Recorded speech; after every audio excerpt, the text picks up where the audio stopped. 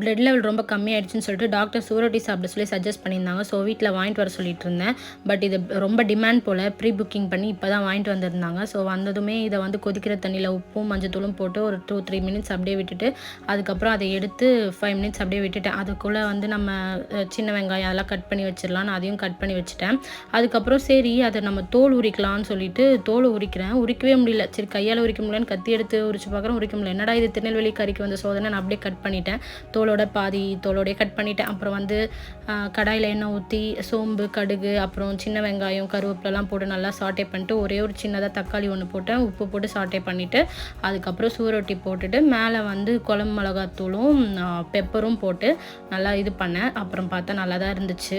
எனக்கு வந்து ஈரல் டேஸ்ட் பிடிக்காது. பட் இது வந்து கொஞ்சம் டிஃப்ரெண்ட்டாக கொஞ்சம் நல்லா தான் இருந்துச்சு. பட் பெரிய பெரிய பீஸாக இருந்தது என்னால் சாப்பிட முடியல. கொஞ்சம் ஒரு மாதிரி திகட்டுச்சு. பட் நல்லா தான் இருந்துச்சு. நீங்கள் இதை சாப்பிட்ருக்கீங்களான்னு கமெண்ட் பண்ணுங்கள்.